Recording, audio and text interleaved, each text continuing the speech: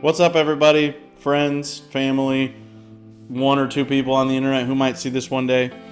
I'm here just to make a hopefully short, concise video on a somewhat serious topic, but also an interesting one.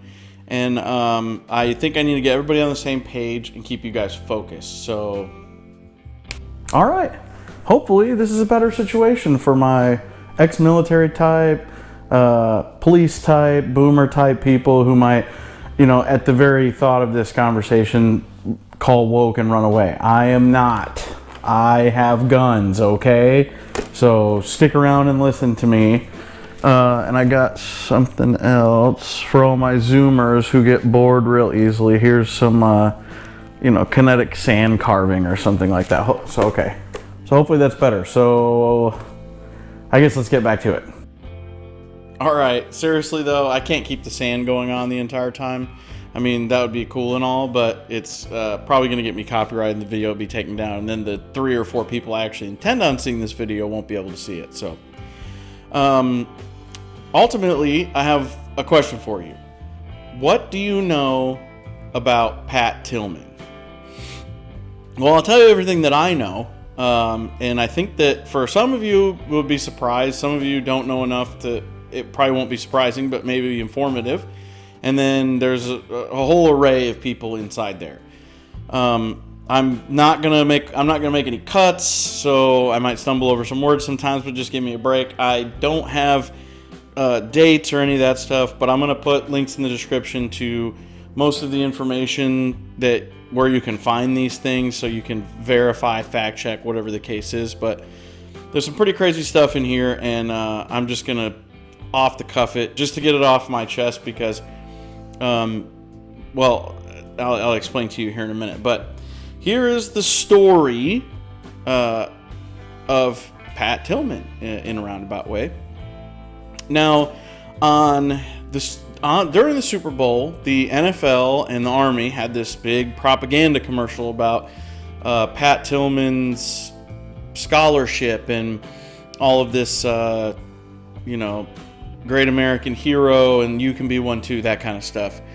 And during this commercial, my fiance's mother asked, who was this or what happened to him, that kind of thing. So I started to, said some not so nice things and things that it just, in the week following, and the more that I learned about it, the more I felt bad that I had felt like I was a victim of propaganda. I'll put it that way. So without further ado, the story of Pat Tillman. I'm going to get into the story that we know, the story that a lot of people don't know, and then some kind of speculative type stuff at the end. So I guess you can tune out after that if you just don't want to hear speculation. Pat Tillman was a soldier. He actually was a NFL professional football player. After 9/11, he felt the great call of duty to go and support his country and protect his fellow man and fight terrorism, like many of us did. So he left a contract in the NFL and went and joined the military. He became a Green Beret and was deployed subsequently. Well, because he was the all-American hero, he was a professional football player, square-jawed, red-blooded, meat-eating American man that he was obviously propped up as a recruiting tool, of course. So that's where a lot of people stop really knowing of him, other than that he was killed in combat. So the story goes, and as it was told to me, is that he was deployed, and on a mission, his convoy began taking fire from I'm gonna call it a hill. I guess it was a gully or something to that effect. And in the midst of this, he had his gunner of his truck firing on the enemy position. His plan was to leave the truck with his teammate and go around, flanking the position up on the hill while they were sustaining fire from the truck. During this maneuver, as he was flanking in a failure of communication, he was struck and killed by his own gunner. Now, the interesting thing about all of that is that's how it was told to me, and it was put to me in a don't be a Pat Tillman kind of a way when talking about shoot, move, and communicate, and lift and shift fire when you're providing cover for a flanking maneuver like that. The problem with this is that that's not the whole story. That doesn't really seem to be the story at all, actually. So when Pat Tillman was first killed, it was told to his parents and the nation that he was killed by enemy gunfire, that he had exited his truck and was killed by, I guess, bullets from a terrorist, basically. He's a hero, and they gave him a silver star, and it was a whole thing. Well, his family forced through the legal system an investigation into what actually happened.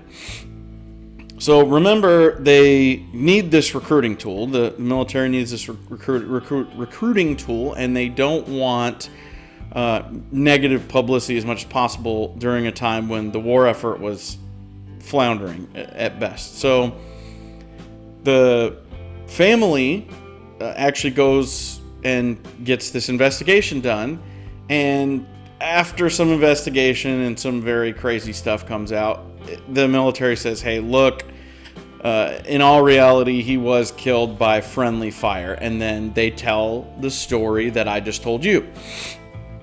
So there's a bunch of problems with this, and it's that, all the way up to the general at the time had basically made up that lie completely. There was a bunch of attorneys talking back and forth in emails about, good job on stopping anybody from facing any penalties for this, basically for covering it up, laughing, joking, and tee-heeing about it. And then, furthermore, there is speculation that, well, let me not go there yet. So, there is a congressional hearing, and Pat's brother goes in front of the hearing and talks about how difficult this has been for his family and the lies, and he wants justice for all this. So the long and the short of that part is that they do not want him being used as a propaganda tool. They've said it umpteen times. They don't want Pat being used as a tool for the Army or the NFL to bolster up as a hero and a reason to get other young people to join. That's not what Pat would have wanted. That's not what his family wants. But it continues to happen anyway. And, past that, Pat at the time had been completely disillusioned by the war effort. He was quoted as saying that it was a fucking crime and that the invasion was illegal, and he was making plans and scheduling meetings with like Libertarian Party members and stuff to, when he gets out of the military, to spread his story about and kind of open up the American people's eyes to that this war effort is a sham, basically. So he's not on board with being used as a recruiting tool. His family is not on board with being used as a recruiting tool. The military and the government lied about what happened to him in the first place. So that's the whole story, right? That's it. That's as long as this video needs to be, 9 minutes. Well, the only problem with that is that's not the whole story. Pat was killed, likely, this is where I'm getting in the speculation of things, but it seems pretty clear, especially from the previous line. He was killed by his teammates almost certainly intentionally, which nobody seems to know this. Nobody that I've asked, and I've called former military members who were in with me, people who are still in, and nobody seems to know this part. The coroners on the case actually found that there were 3 5.56 bullet holes in close proximity in Pat's forehead, which would be something to this effect.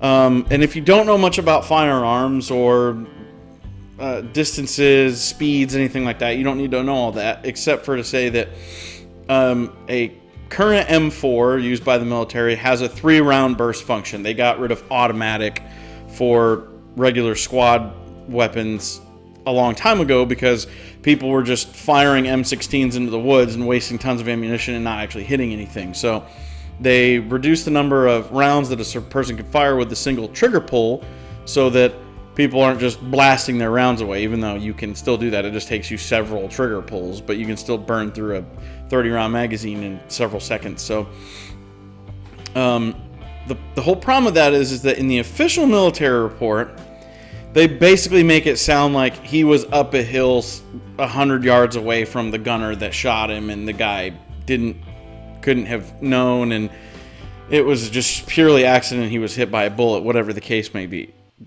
But the problem with that is that from any of those distances, a 3-round burst from an M4 is not going to put 3 holes here. They are going to be like here and then 2 rounds above your head, or here and then 1 here and 1 here. They're not fired.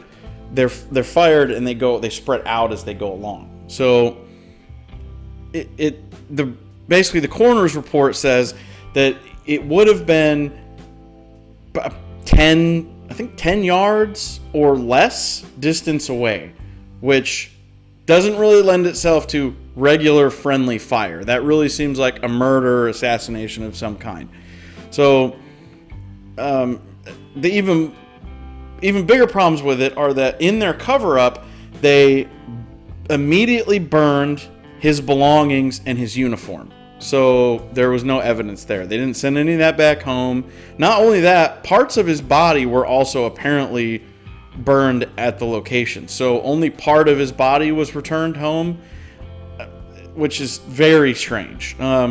They had produced his Silver Star application before there was even an investigation into the death, which is also strange.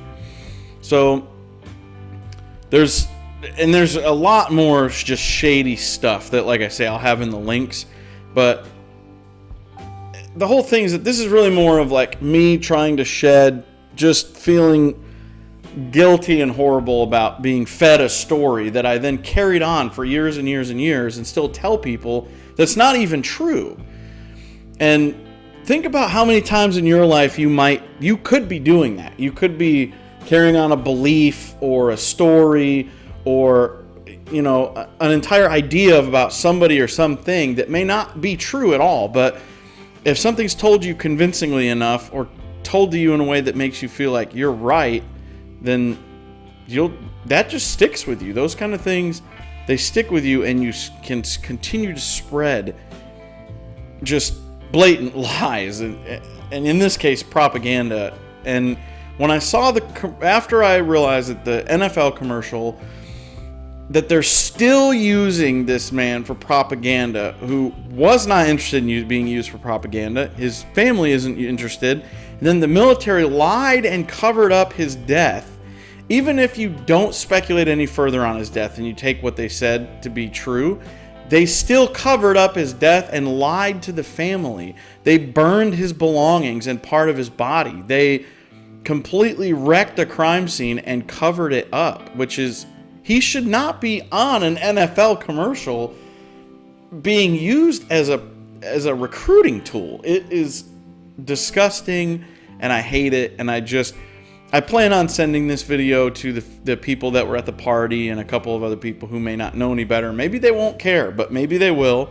And if one person, the next time that they're asked about this, doesn't just talk shit about a guy who was, by all accounts, just great and who doesn't deserve to be remembered that way. The further speculation into maybe why the government did it, there's so many. They don't want to lose America's golden boy. I mean, he's the perfect recruiting tool. That's a very high motivator. Number 2 is, at the time when this all happened, the war effort was completely floundering, and much of us, people my age at that very time, were pretty young and didn't really see the ramifications that were happening with the war, like Mogadishu and things like that. But the war effort wasn't looking very good. People weren't really on board with it. They were kind of over it. And using America's sweetheart being killed by terrorists in a war zone immediately has a large emboldening effect on the U.S. war effort and people's idea of it. So regardless, the video's long enough. Like I said, I'm not spitting out dates, people's names, or any of that stuff. It is very available online. I think ESPN even has an article on most of the stuff that I've talked about. The New York Post or the Times ran a story on it. I'm going to post all that stuff and to the Wikipedia page. The biggest parts that really killed me is the coroner's report that's been swept under the rug that they just refuse to acknowledge exists, and the overall lie that was told. And, just at this point in my life, I question everything that I see or I am told. I don't want to be the victim of this type of propaganda or this type of misinformation anymore. And I hope that some other people, regardless of how you feel about the government or the war efforts, anybody else's war effort, just take this one story that we know to be true, that a verified lying account to bend the public to their will, and just keep that in mind in the future. That's really all I got. I appreciate your time if you sat through and listened to this entire thing. If you feel like dropping me a comment or making a phone call or finding me on Facebook, I mean, anybody who sees this, I know. So if you feel like talking about it, then great. I would love to talk about it. If not, do your own research. If none of that, at least maybe hopefully you've listened to what I have to say, so that at some point in the future, if you ever hear somebody bring up his name, you'll at least know what you're talking about. Probably more so than whoever's talking about it. So thanks for coming, everybody. I hope you have a wonderful weekend, night, day, whatever it is when you're listening to this. I love you all, and make good choices.